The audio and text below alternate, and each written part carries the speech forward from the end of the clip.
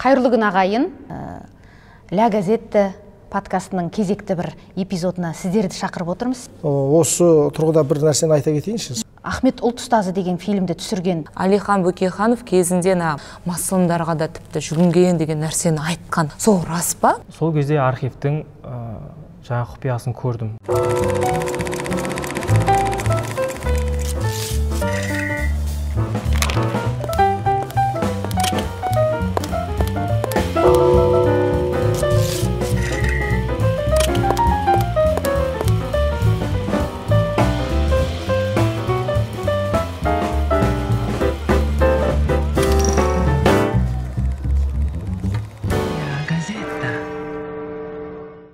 Қайырлы күн ағайын. Армысыздар? Бүгін біз Айнұр екеуміз Ля газетті подкастының кезекті бір эпизодына сіздерді шақырып отырмыз. Себебі алдымызда алаш арыстарын еске алатын, қуғын сүргін құрбандарын еске алатын күн тұр. Сондықтан Ахмет ұлт ұстазы деген фильмді түсірген шығармашылық топтың мүшелері ретінде біріншіден, екіншіден сол тақырыпқа қатысы бар мамандар ретінде шақырып отырмыз. Енді таныстыра кетейік, алдымен көрерменге өзіміз де неге Ля газеті? Осындай бір бағдарламалардың аттары өзі бір түрлі болатын болыпты соңғы кезде ше. Телебағдарламалар болсын, жаңағы неді? Бірдеңе лайк дегеннен басталды ғой өзі. Соңына бір ағылшыншаны қосып жіберіп. Иә, сондай. Талк лайк дегенде толк лайк деген секілді ме? Айнұр айтып берсін. Біріншіден, қазір енді маркетингтің заман деуге болады. Неге Ля газетті деп сұрау үшін маркетингтік ход деуге болады. Ең негізгі түпкі мағынасы Ля газетте жалпы газет деген мағынада ғой, өздеріңізге түсінікті.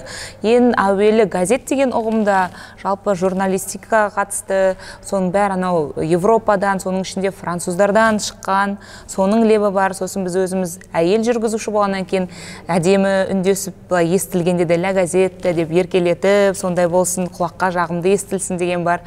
Одан қала берді бер жағындағына ахаңдарды алаш зиялыларының қазақ даласына осы газет ұғымын, баспа ұғымын әкелгені бар. Соны кішкене бір жаңғыртсақ, өзіміздің журналистік үлесімізді кішкене тамшыдай болса үлесімізді қоссақ деген осы газеттің бір жанрын, газет деген бір дүние бар екенін көрерменге соның жадына сіңірсек деген мақсатта. Жақсы. Газет қазір қолмен ұстап қағаз газетті оқымайтын заманда интернет газет бар. Енді біз мынау ютубтағы телегазет нұсқасы болсын деген мақсатта ғой. Енді қалай болғанда да халықты сауаттандыру, надандықтан, қараңғылықтан кішкене болсын бері қарай, ақ жаққа қарай шығару деген мақсатта ғой. Енді Ұларбек ағамызды айтып кетейін. Ұларбек Нұрғалымұлы, қазақтың ақыны, сценарист, оқытушы. Бұл кісі Қазақ ұлттық өнер университетінде кино драматургтерді, кино және теледраматургтерді тәрбиелеп жүрген мұғалім. Және біздің ұшқын бауырымыз, Ұшқын Сайдырахманұлы. Өзімізбен бірге журналистикада, қара шаңырақта бірге оққан, өзіміздің бауырымыз. Біздің әріптесіміз, әрі алаштанушы, осы қазақ баспасөзін зерттеуден бастап, алаш арыстарына қарай ұласты. Ахмет ұлт ұстазы фильмінде редакторлық қызмет атқарды, кеңесші болды.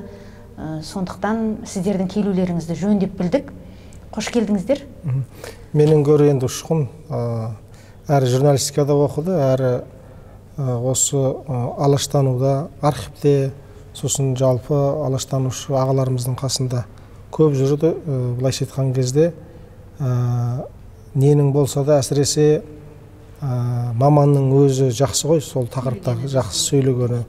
Сондықтан сол алаштану ғылымы жастарға берсе дейміз, әсіресе жастар енді мынау Қырбаласы менен, Қырбаласы деген қор құрып, Елдос Тоқтарбай бар, одан кейін жаңағы Данияр Ихсан деген ол студент өзі. Студент болып жүгіріп жүретін бірінші курс оқимыз деп. Қазір нешеме кітаптарды шығарып, алашқа белгісіз адамдардың өмірін, солар туралы тың деректерді кітап құрастырып деген секілді үлкен азамат болып кетті. Одан кейін осы тұрғыда бір нәрсені айта кетейінші. Сол Данияр Ихсандарға қарап, шынымен сол алаштардың өздері бір тірілгендей көңіл күйде боламын. Себебі не?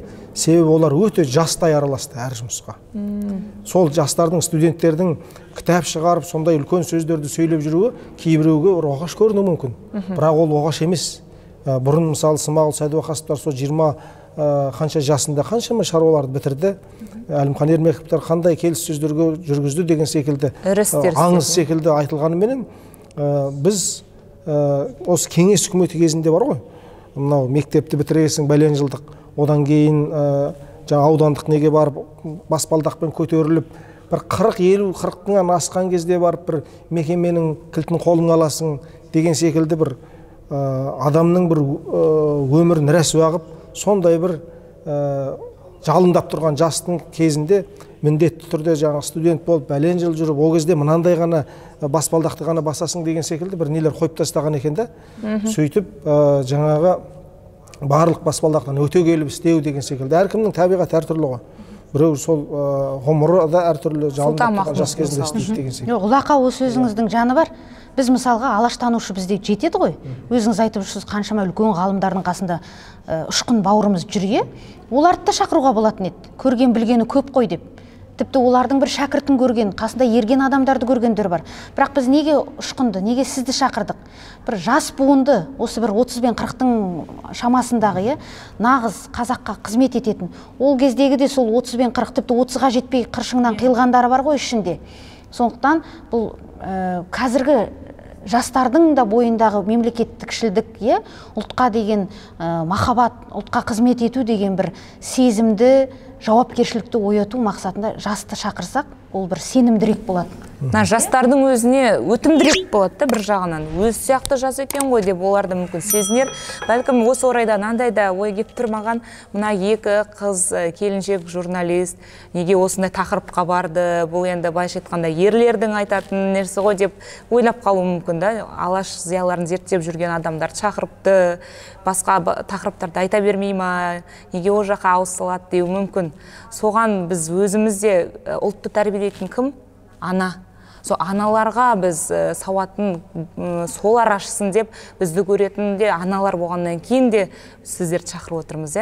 Ұшқын осы ретте жаңа айтып отырмыз ғой, аға айтып кетті, жастайынан осы алашты зерттеп жүр деп.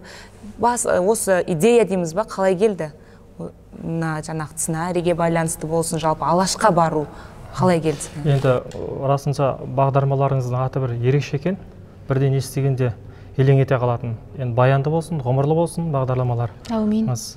Енді қазір өзі не көп осындай азаматтық журналистика ғой. Әртүрлі әркім өзінің проектісін, әркім өзінің жобасын айтуға құқылы, және оған мүмкіндіктерде толық шарт жағдайда толық жетеді.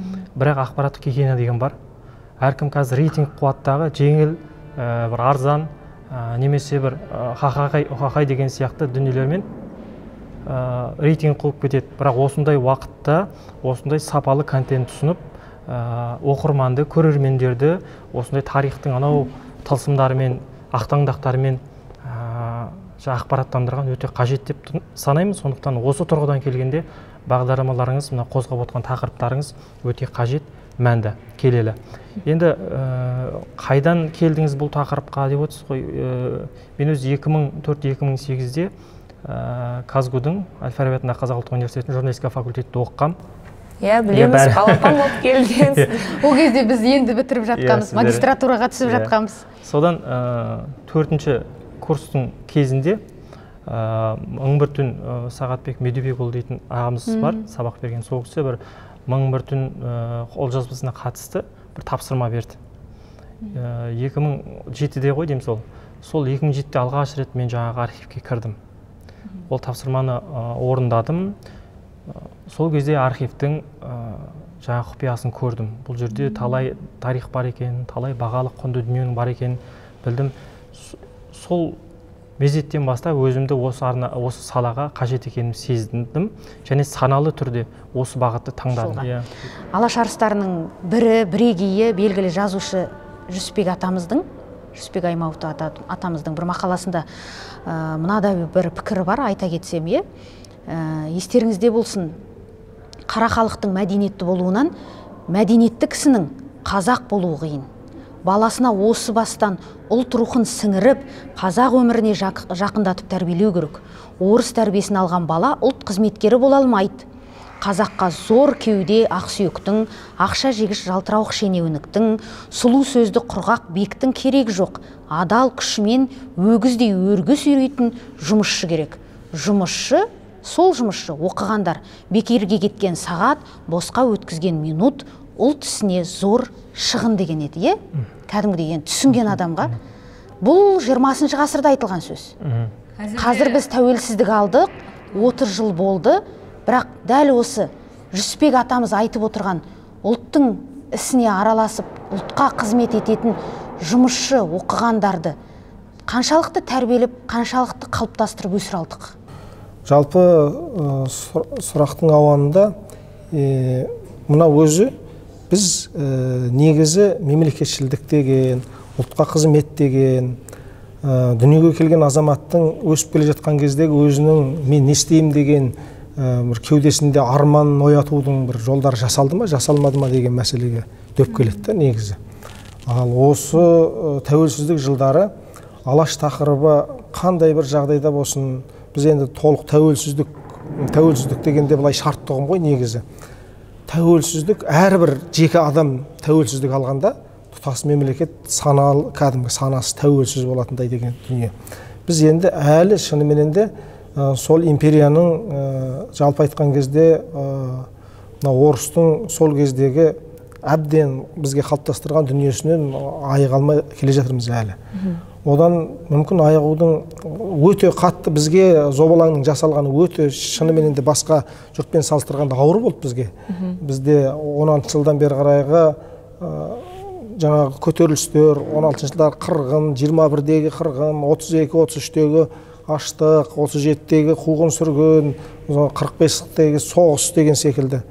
Тіпті 86-ға дейінгі сон рухын үрейін басудағы мәселелер бізге өте үлкен ұлт ретінде соған шыдап ұстап қалудың өзі негізі оңай болған жоқ. Сол қайта біздің ішкі иммунитетіміз қазақтың өзінің жалпы бойындағы қасиетіменен осы қара тырнағы ілініп тұрған жерде бізде тәуелсіздік ілініп кетті ғой негізі. Бірақ көп оған тіпті шыдас бермей жойылып кеткен ұлттар аз болған жоқ. Жойылған кезде жер бетінен таусылып кетпес әсмелесіға ұшырап жоғалып кеткен секен. Біз соған шыдап қалғанымызға бір жағынан таңырқайсың, бір жағынан тәубе дейсің. Ал енді сол шыдағаннан кейінгі дүние ары қарайға осы тәуелсіздікті алып кетуге тиісті дүниелер көп еді негізі. Әсіресе осы алаш. Алаш өзім мен былай пайымдаймын, қазақта бір бала дүниеге келсе, ол азамат болып ер жетсе, я ол я қыз, осы ол мемлекетке осы жұртқа айналасына өзінің қауымына қызмет етем десе, оның дайын үлгісі сол алаштықтар тұр. Соған өйткені ол жолда небір қиындықтардың барлығы басып өтті. Мына кезең басынан өткен жоқ қой дейтін емес. Жайма шуақ кезеңде бола қалды, жылымық кезеңде бола қалды. Саяси не олай боламыз, не бұлай боламыз деген мысалы қазан төңкерісі мысалы кейінгі ақпан төңкерісі аралықтағы бір саяси шешім жасау керектігі болған сондай жағдайдың барлығы болды. Сондықтан осылардың басынан бәрі өтті. Сондықтан осылардың өмірін өйткені күресті ғой. Ұлт үшін, ел үшін, жер үшін, осы территория үшін күресті ғой. Сол күрескен тұлғалардың өмірін біз көптеп насихаттау керек еді. Осы 30 жылдықта соның барлығын бекіту керек. Бір адам дүниеге келгенде шынымен азаматтық адамның миссиясы болады. Мен осы ұлтқа бірдеңе жасаймын, осы елге бірдеңе жасаймын деген. Ақысыз осы жұртқа мен азамат болып тудым ба, өз қазақтың арғы тегісіне бата бергеннен бастап, соның бәрінде тұр осы елге қызмет қылсын, осы жұртқа еңбек етсін деп бастайды батаны. Өзі байысын, өзі өркендесін, өзі бір жаңағы жетілсін деген, өзіне болсын деген секілді нәрсе емес. Батаның барлығында сондай, тілектің барлығында сондай елге қызмет. Сол елге қызмет дегеннің жай ғана бір пафостық сөз емес, адамның ішінен өзінен бір өріліп шығатын нәрсе екенін біз осы жылықта толық сіңіруге негізі болатын деді. Мүмкін енді жан жақтағы жағдайлар, саяси жағдайлар басқа да болған шығар, бірақ сол дүние көңіл қанағаттанатындай дүние болған жоқ. Ал Енді ол жаңағы сөздің басында айтқан Даниярлар деген секілді жастар өсіп келе жатыр. Бірақ та бұл да сол тәуелсіздіктің жемісі ғой, бәрібір ол ештеңе жасалмады деген сөз емес. Сонымен бері қарай келеді. Ал енді бәлкім енді көрерміз сол нелер. Оның енді 50 жылда ел жаңа болса 100 жылда қазан дейді ғой. 50 жыл деген ол 50 жылда ел тұтас саяси тұрғыда сыртқы тұлғада жаңарғанменен 100 жылда деген оның қазан дегені ол тұрмысы, әдеті, салты, соның барлығы битіп келіп жаңаруға 2 есе уақыт кетеді деген сөз ғой енді 100 жылда қазан деген. Енді сөйтіп оның барлығы біртіндеп келер, бірақ бұл нені тоқтатпау керек. Және әртүрлі қырынан осындай бағдарлама болсын, жан-жақты жаңағындай жұмыс жасалуы керек. Шықын бауырымның алып қосары бар шығар бәлкім. Пікір айта кетейін. Мына жерде біз былай бір өлшеп көруіміз керек та. Салыстырмалы түрде алаш қайраткерлер дейміз ғой. 1905 жылдан бастап 1917 жылға дейінгі олардың мемлекет орнатқа дейінгі уақытта олар не істеп үлгерді, және біз осы 30 жылдықта біз не істей алдық деген нәрсені біз таразының екі басына қойымыз керек. Олар мысалы тізгіншіл бір елдің қолында, тұтастай империяның қолында болып тұрғаннан олар мемлекеттің территориясын негіздеді, алғашқы қазақ елінің уставы деп аталатын алғашқы заңды бекітті, алғашқы оқулықтары жазды, алғашқы мұғалімдер қалыптасты. Міне бір үлкен, қысқасы айтқанда, үлкен біздің осы күнге, осы тәуелсіздікке жетуімізге жетектейтін іргетасын қалады. Ал біз 30 жылдықта шынтуайтына келгенде кейбір қарын аштыратын жайттар бар, жаңа Аллахың өзі айтты ғой. Оның көрінісіне, оның көрінісі кеше мысалы өздеріңізде қоғамда көріп біліп отқан болар. Өзі қазақ бола тұра, қазақ мектебінде қазақ мектебінің ашылуына қарсы болып, орыс сыныбының ашылсын мен баламды орысша оқытам дейтін. Яғни бұл қоғамның анық 30 жылдықта біздің жыл жауып келе жатқан кейбір нәрселерін кейінге сыра бергеннің салдары көрініп тұр да. Осындай проблемалар бар. Ал тағы да бір мысал айта кетейін. Мысалы Халил Ғаббасұлы дейтін тұлға бар. Жаңағы өзі Әлиханның орынбасары болған, үкімет төрағасының орынбасары болған Әлихан Бөкейханның. Сол кісінің баласы осы бертінге дейін тірі болды. Бірақ әкесі туралы бірде-бір дерек айтуға ешқандай құлықты ниетті болмады. Қаншама адам айтты, қаншама ниетті. Қорыққаннан ба өзі қаламады? Бұл үрей. Бұл жаңағы үрей. Екінші бір мысал айтайын. Мысалы Бектұр Жүсіпбекұлы Аймауытов дейтін Жүсіпбек Аймауытовтың баласы болған, 16 жылы туылған. Сол кісі мысалы сұхбат берді. Түсімде ұйықтап жатсам, тоғжанттар түсіме кіріп шошып оянамын дейтін. Енді көрдіңіз бе, бұның барлығы айтайын деп тұрған, бұл кезең-кезеңмен, уақыт-уақытымен жаңағы салған үрейден сарқын шағы осы күнге дейін жетті да. Ұлағамыздың айтқан жаңағы мысалы, Қалихан атамыздың әкесі мен туған інісінің арасындағы әңгіме болып тұр. Тіпті ұлт демей, қазір бір үйдегі ағайындар, бір әке, бір шешеден туғандардың өзі бір басына үс түссе, керісінше қолдау білдірмей сатып кететіндері. Өзінің жеке басын ойлайтын. Осы керісінше үйітіп, бір үйдің баласысың, бір атаның баласысың деген ұғымның өзі ананың, әкенің тәрбиесінен байланысты ғой. Кезінде де болды, өзіңіз айтып отырсыз. Тіпті ешқандай бір шықайнасы сорпасы қосылмайтын адамға да қолдау білдірген адамдар болды. Туған бауырына қолдау көрсетпегендер де болды.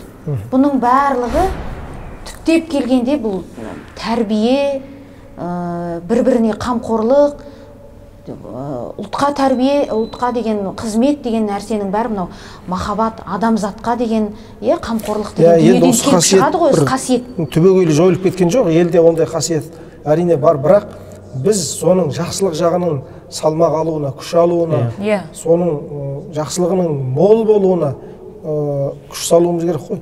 Осы ретте Әлихан атамыздың ұлтқа қызмет ету білімнен емес мінезден деген қазірген көп айтылып жүрген, сіңісіп кеткен сөз еске түсіп отыр.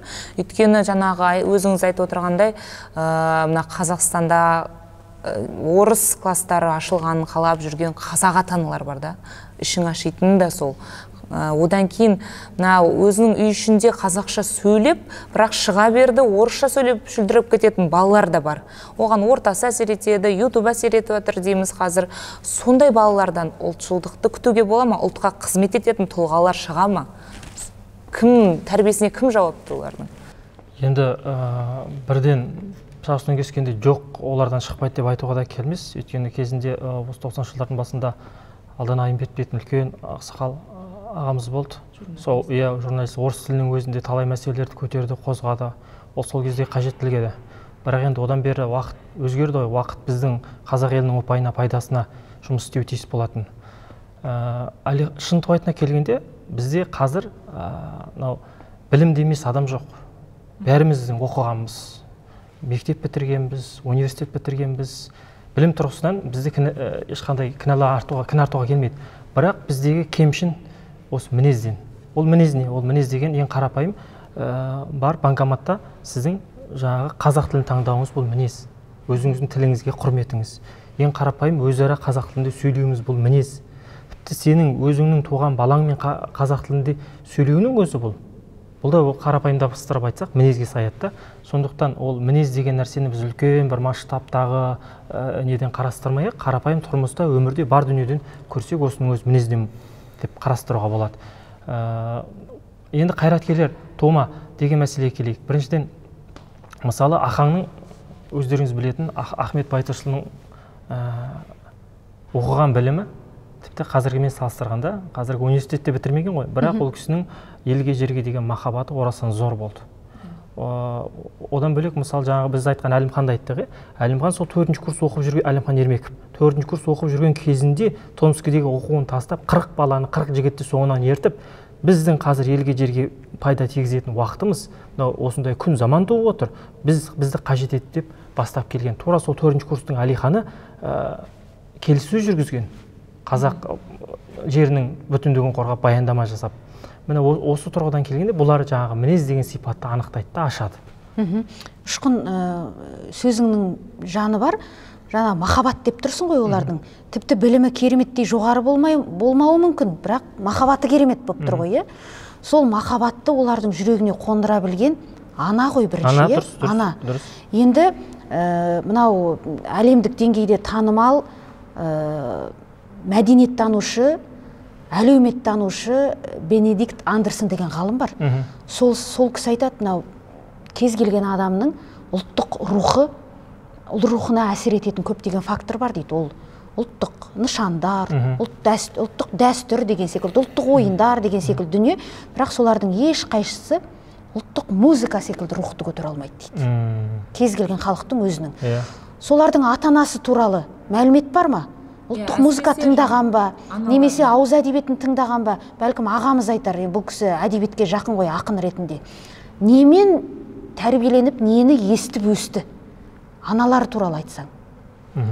Енді жалпы ол кездің заманы, ол қанша отарланды, империя келді дегеннің өзінде қазіргіден мүлде басқа еді ғой. Тұнық олардың естіп өскені батырлар жыры.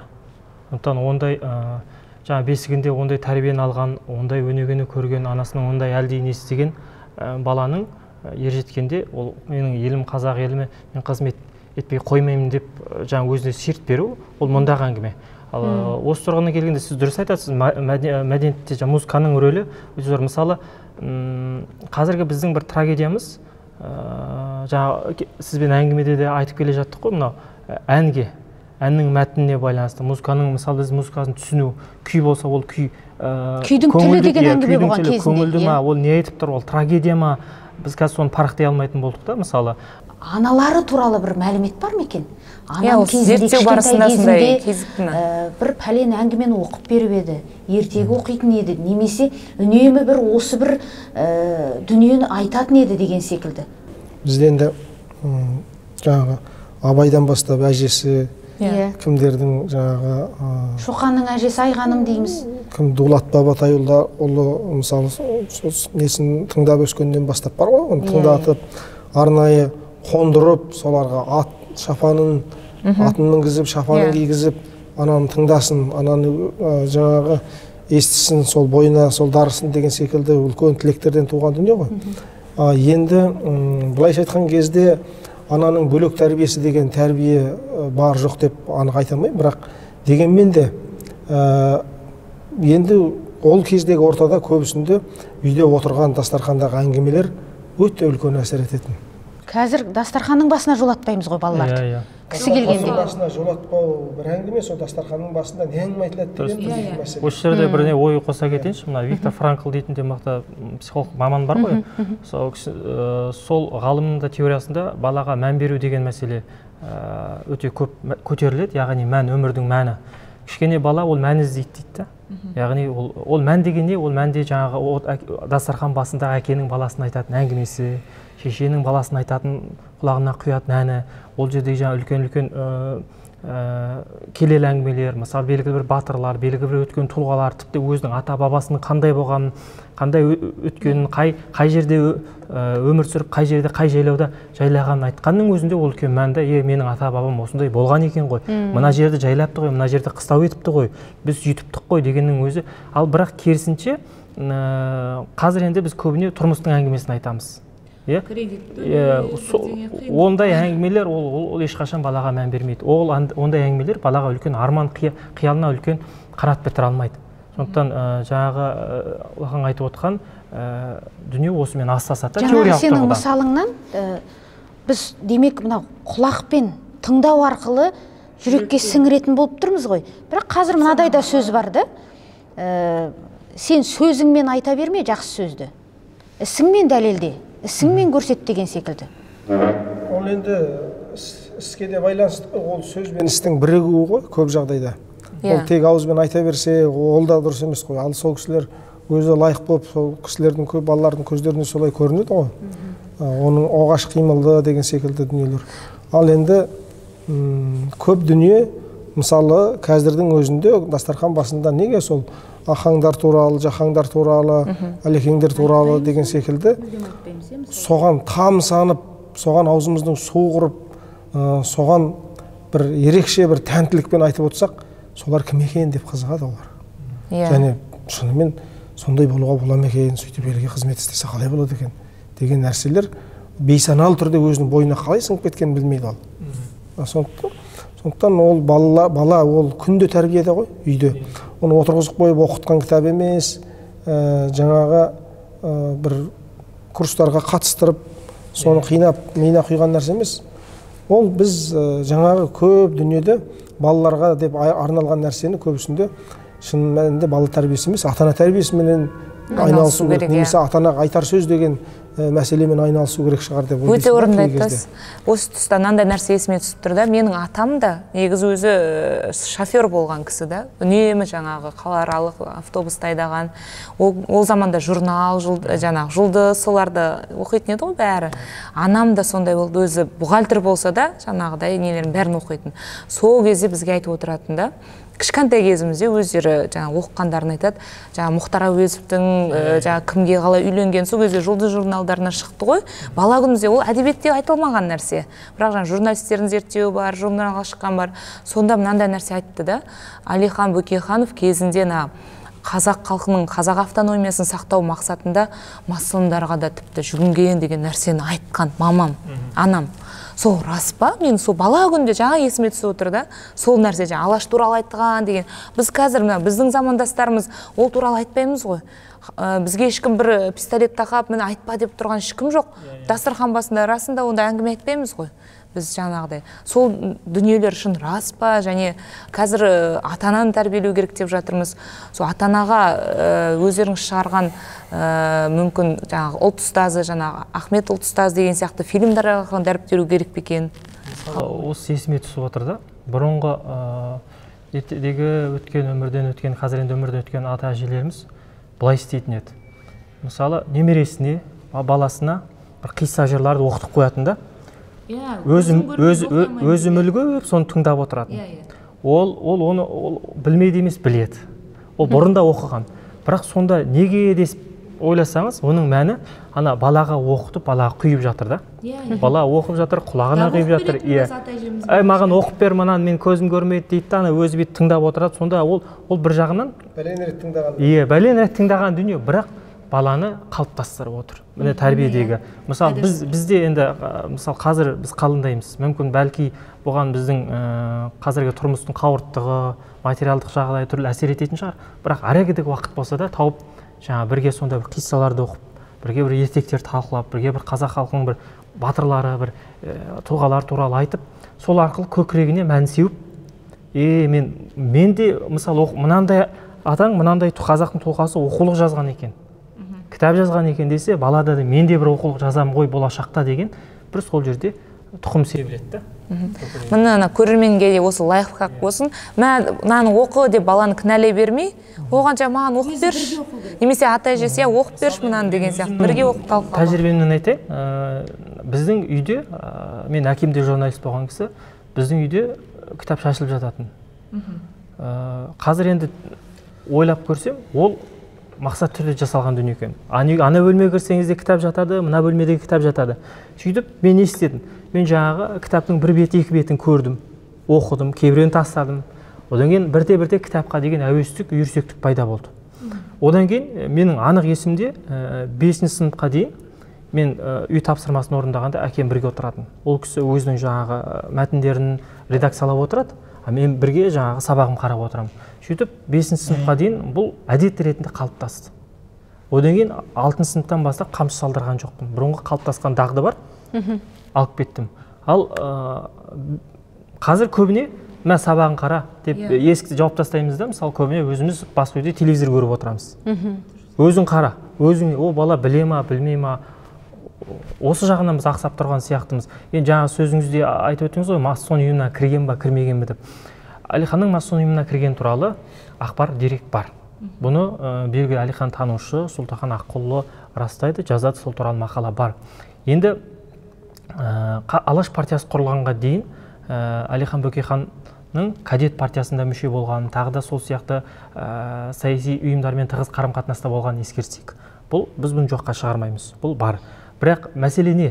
Мәселе ол қазақтың саяси сауаты, саяси пісіп жетілгенше Әлихан Бөкейхан сондай ұйымдарда болды. Кейін міне жағдай пісіп жетілді, енді өзімізге қажет деп санаған кезде Алаш партиясын құрды, үйістірді.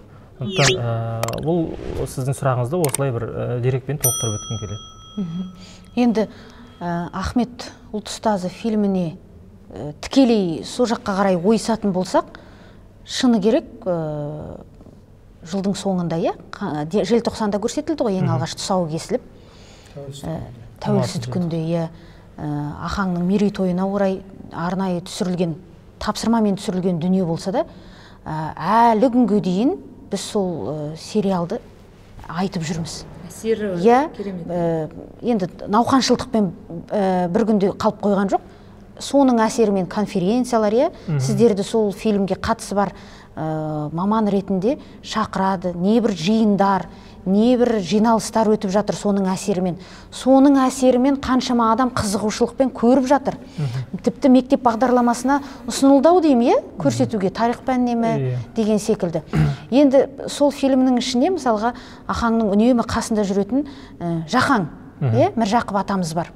Сондай бір қызуғанды демей-ақ қойық, қалай деп айтсақ, қайсар мінезді, тік, бетке шындықты айтудан ешқашанда қаймықпайтын болып, сондай бір азаматты көреміз, шын ішіміз жылиды. Ондай мінез кей кезде өзімізде болса, неге ондаймыз демейміз, ана атамызға қараймыз да, керісінше дұрыс екен шындықты бетке айту деген.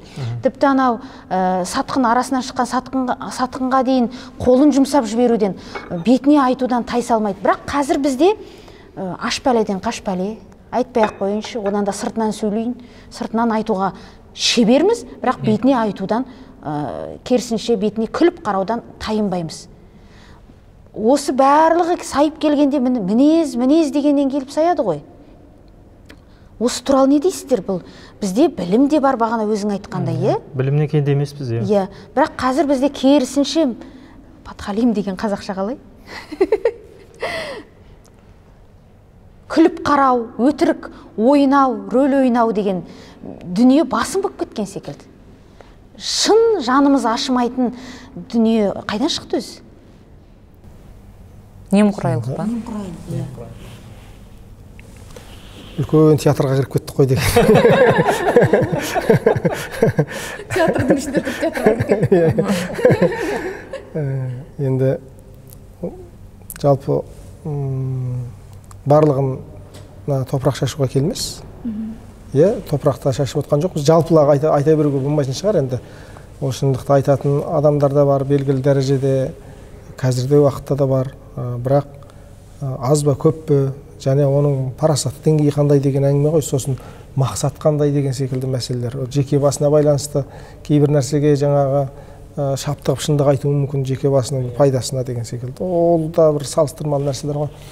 Ал енді мінез дегенде жақаң мысалы, ол ақаң қанша түрмеге түсті, соны алып шығуға жақта елдің ішінен дүние жинап жүгіріп жүр деген секілді.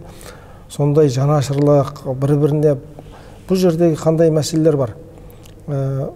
Осы сіз де ойлайсыз, осы ұлттың қамы туралы әңгіме айтып отырсыз. Шықында сіз де ойлайсыз, мен де айтып отырмын.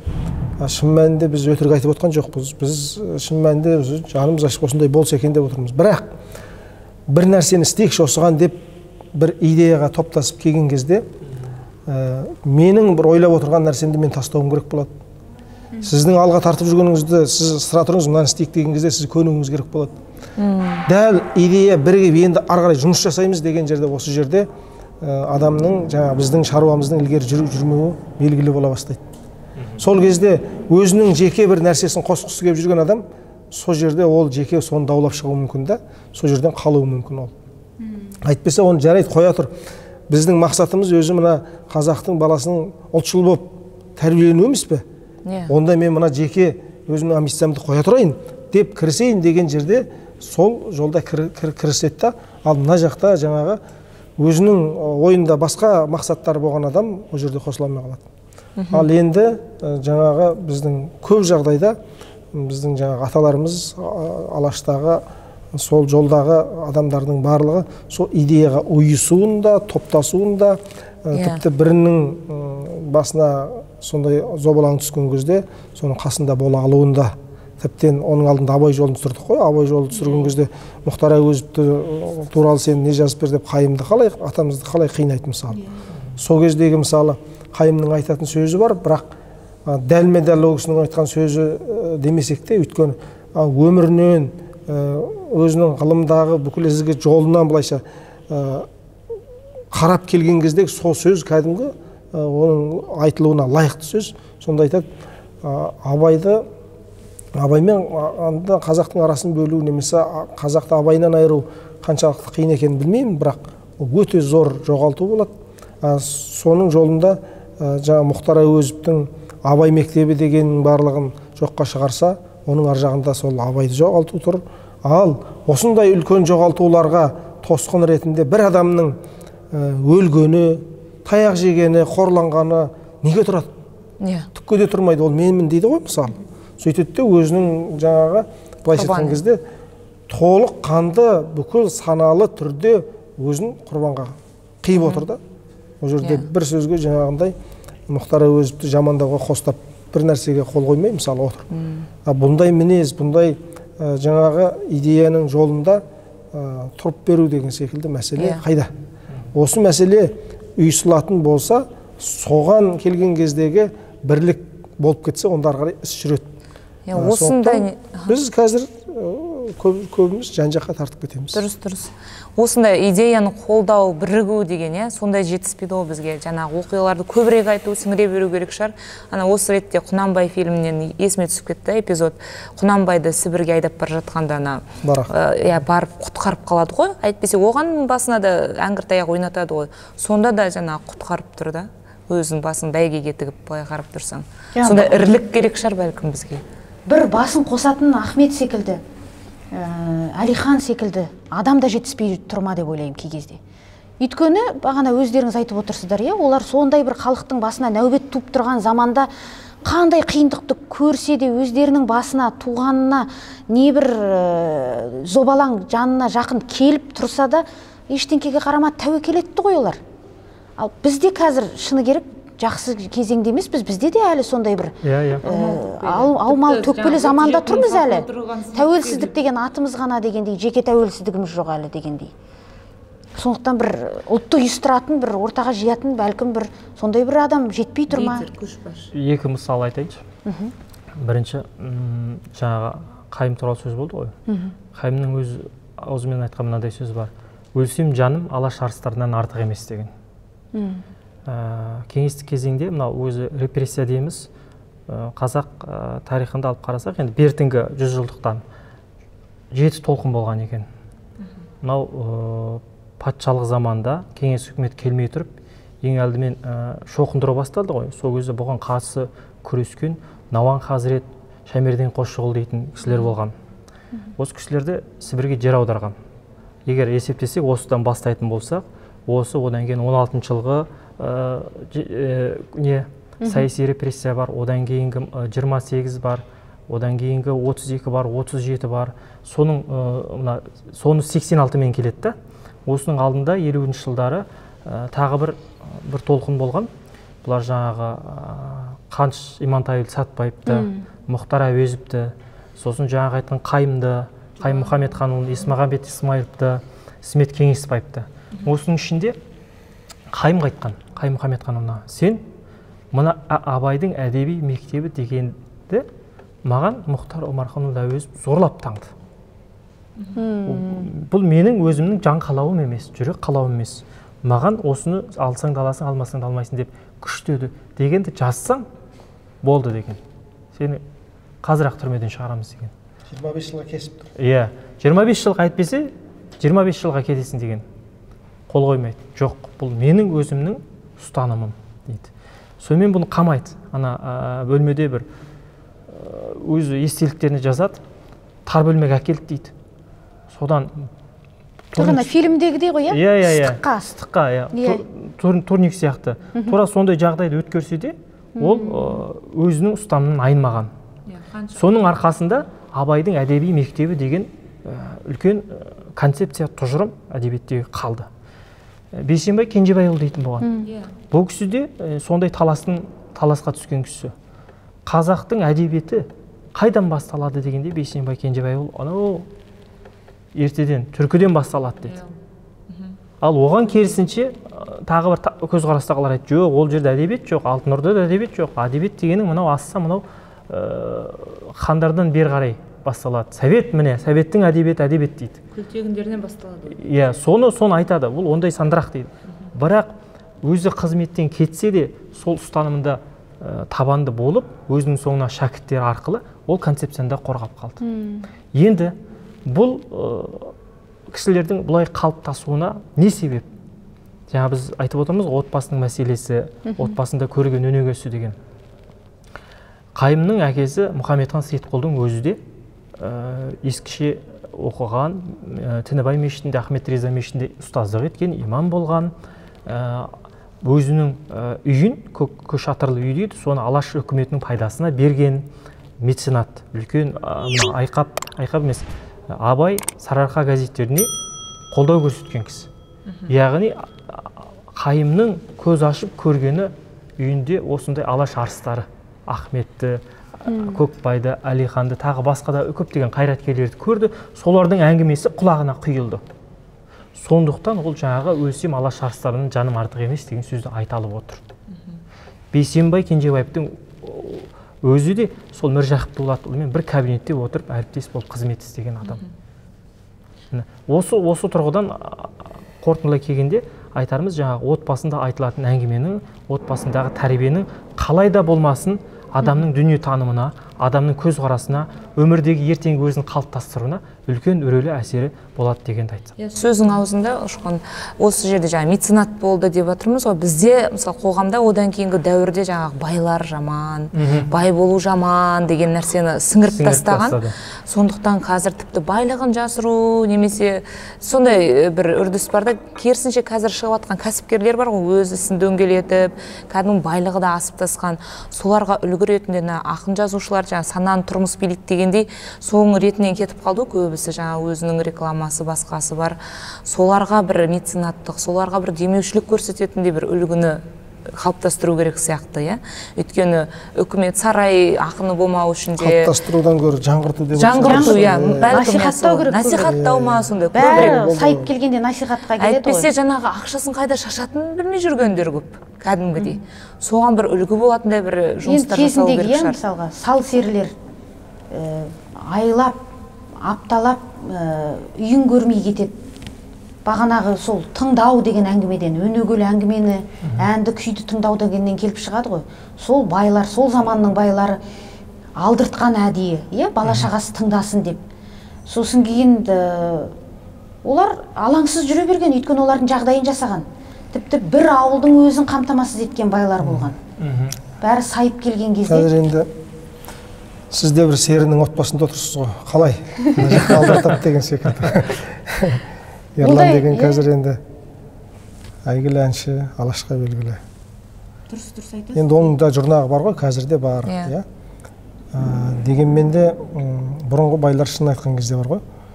Сол байлық өз атында деген болмаса, соның маңайында 100 қаралы кедей, біреу жылқысын баққан болып, біреу қойын қайырған болып, айналасында біреу қызымды ұзатам, біреу келін алам деп, содан жаңағы қойын бөліп айдап деген секілді енші алғандай қылып отырып, соның пайдасын көрген ғой. Әйтпесе не істейді? Ары кетсе солар өзіне пайдаланғаны сол ары кетсе қажыға барады, қалғаны жаңағы сол айнала жұрттың пайдасына болатын нәрсе ғой.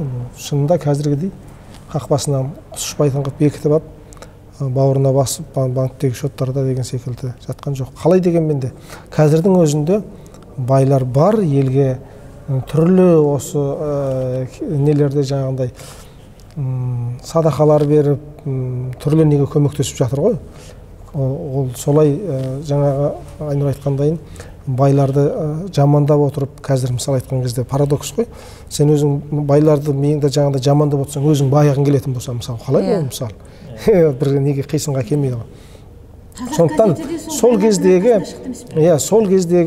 жаңағы алаш кезіндегі байларды сол тәркілеу, тұрмаған беті сілеу айтты деген сөз бар ғой жаңағы. Біз коммунизм орнатамыз, байларды кедейлерге теңестіреміз деген кезде, ай сендердің әу баста талаптарың теріс кеткен екен ау. Кедейлерді байға теңейме деп жүрсем, сендер байды кедейге теңейін деп жүркесін деп айтып. Сол секілді нәрседен болған дүниелер ғой. Осы идеологиялардың барлығын біздің әдебиетте тұр. Біздің ана бай менен алдар көсе деген ана мультфильм деген жүр ғой. Бай не деген жексұрын бүйтіп жүрген. Мультфильм мен күйеуім жұмыс істейді соған. Сондай нәрселер жасап қойған дұрыс па мысалы? Дұрыс емес. Осының бәрін идеология дейміз. Идеологияның дұрыс бұрыстығы осы жерде сөз болады деген секілді мәселе ғой. Киноның қазір мультфильмнің идеология. Қазақ ешкімнен кемқор емес. Қазақтың болмысы, адами кершілігі, сосын кейін жалпы мына қарым-қатынастағы бірін-бірі көңілін қалдырмаудағы, мына өмірдің мәнін қалыптастырудағы салт, дәстүр деген нәрсесі тұнып тұр. Оған шыны керек бар ғой, біз өткенді айта беру емес, адамзат қайта айналып келсе де, сол биік шыңына жете алмайтын дәрежеде бар. Соның мынандай технология дамыған, тәуелсіздік алдық деген тұста неге соны осыған орай пайдаланбасқа, неге соны жаңғыртып өзіміз рахат өмір сүрмеске, неге соны бала шағамызға ертең күні шынын айтқан кезде орысша оқыған балалар шын мәнінде мынандай болады екен. Біз мына тілдің аясында өмір сүреміз. Мына сөздің ішінде өмір сүреміз. Егер мына сөзден шығып кетсек, басқа бір тілдің сөзінің ішіне барып кіреміз ғой, ол сөз оны толық кіргізбейді екен. Оның бойында қуаныш, күлкі, әзіл, қалжың, жан дүниесі күлмейді оған. Бер жағы тойғанменен жаны рахаттанбайтын тамақ жеген секілді. Содан кейін осы көбінде 50-ге келген кісілердің, орысша сөйлейтіндегі кісілердің көбісінде әке шешесін айта береді екен. Өйткені қазақ тәрбиенің мысалы болмысын көрген ғой олар. Бұлай бұрылып кеткені болмаса. Сөйтсе ана болмысқа қайтқысы келеді екен. Бірақ жолдың бәрі бітеліп қалған. Содан кейін айтады, орысша оқыған мінездік бірдеңе деп айтады. Ол сондай күлкінің барлығы, қажет нәрсенің бәрі болмағасын мінезін өзгерсе әкеледі екен. Мінез өзгереді екен. Сөйтіп жаңағындай бір күйге тап болады екен жалпы психологиялық жақтарда да. Сөйтеді, сол нәрсе бір іште ылғи бір ыза мен өксік секілді қалып кетеді. Ол өздері былайша мойындамағанмен, ол нәрсе бар, рас екен, ғылыми дәлелденген нәрселер да.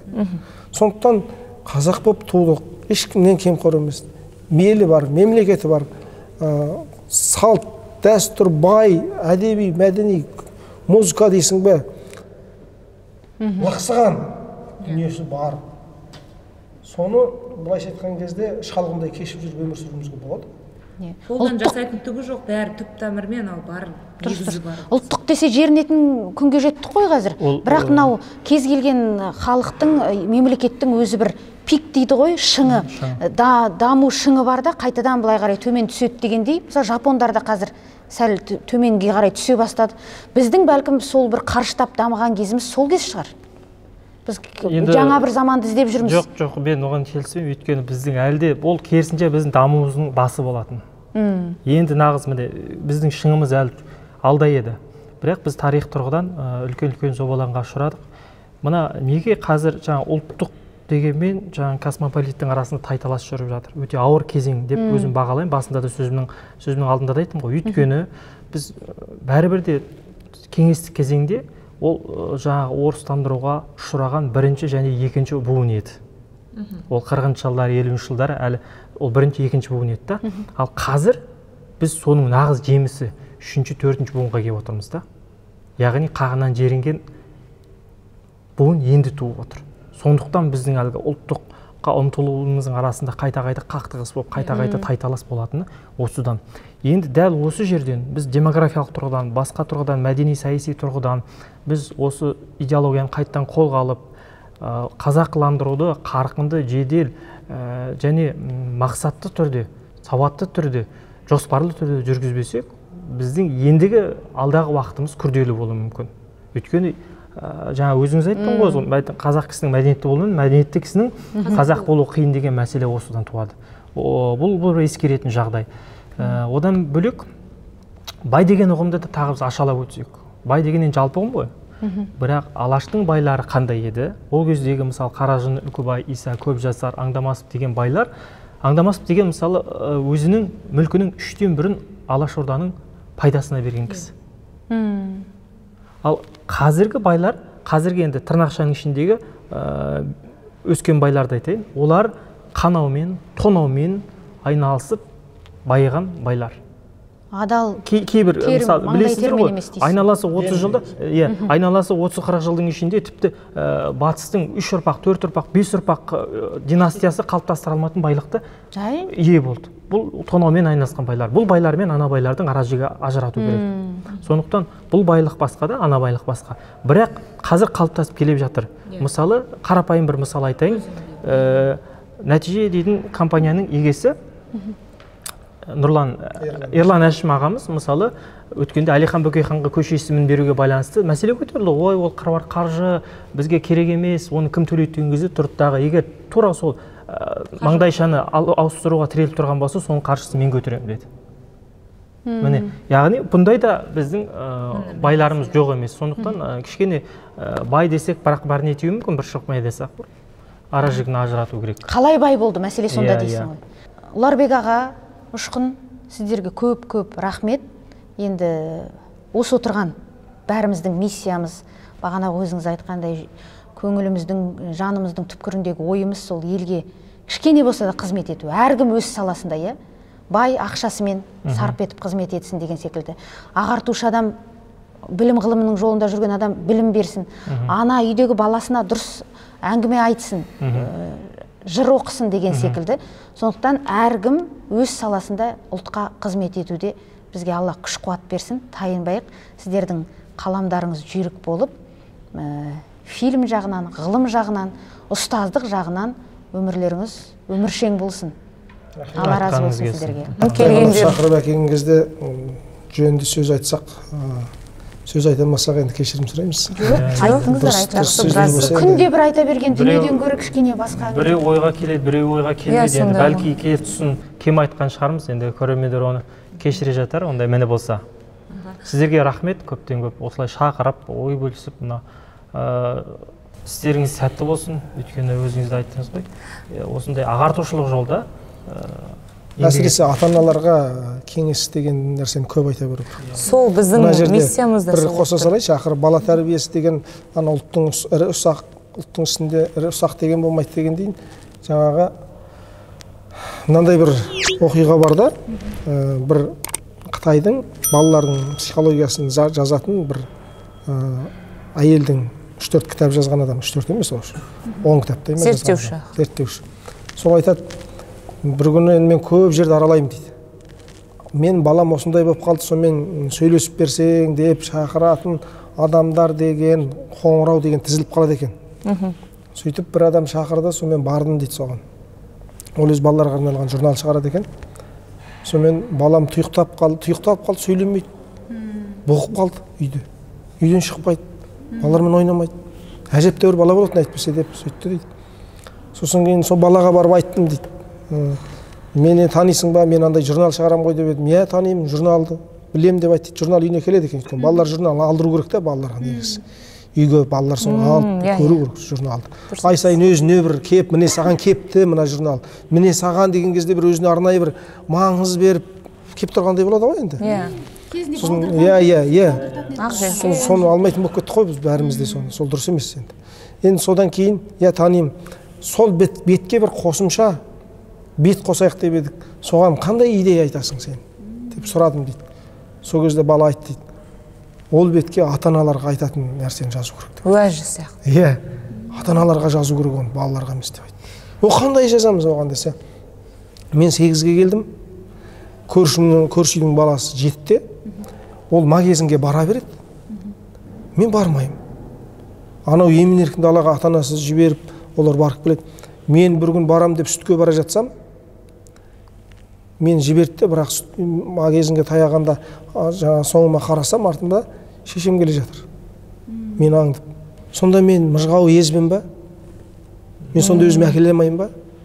Енді ана баланы жақсы көреді, қорғайды, бірақ тым артық жаңағындай өбектеп кеткен кезде ана бала, сонда мен қандай баламын өзі? Деген, бұл енді қала баласының психологиясы да. Осындай мәселе туындайды екен да миында. Біз осындай мәселемен айналысып жатқан жоқпыз ғой негізі. Дұрыс айтасыз. Сондықтан осы ата-аналармен енді пайдасы тиетін әңгімені әр қонақтан сіздер ана болғаннан кейін әр тақырыпта сөйлесеңіздер де әйтеуір бір жеріне соны іліп кетіп отырғандарыңыз. Сол бізде енді көбінесе миссиямыз сол. Көретін бізді енді аналар деп отырмыз, енді ер азаматтарды көрсе де құлақтарын алтын сырға.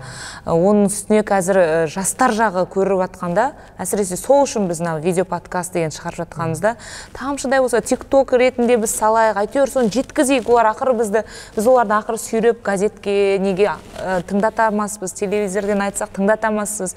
Бірақ TikTokты көреді, YouTube'ты көреді, ана шығып қалған кезде әйтеуір құлағына сіңсе деген нәрсе ғой біздікі.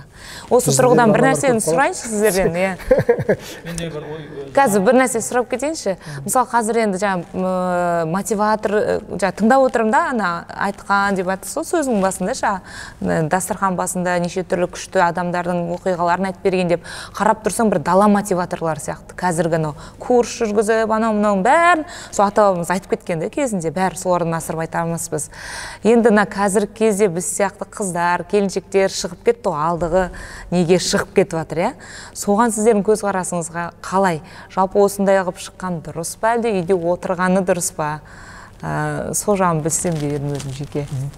Шыққан ойыңды айтып алдым.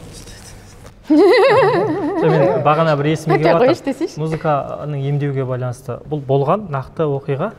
Бірақ ана тұлғаның есімін ұмытып отырмын. Осы Мәскеуде қазақтың белгілі бір тұлғасы ауруханада жатады, есін жимай сөйтіп жатады. Сөйтіп бұны қалай емдейміз? Ананы істейді болмайды, мынаны істейді болмайды. Бұны қалай емдейміз дегенде сол жердегі бір сақа дәрігер айтқан екен, бұны музыкамен емдеу керек деп. Сөйтіп ана музыкалардың бәрін қояды, бірақ өнбейді. Сонда да жоқ, бұның өзінің төл үні керек депті. Төл үні керек деп. Сөйтіп жаңағы күйді қойған екен. Қазақтың күйін қойған екен, ана адам ояныпты.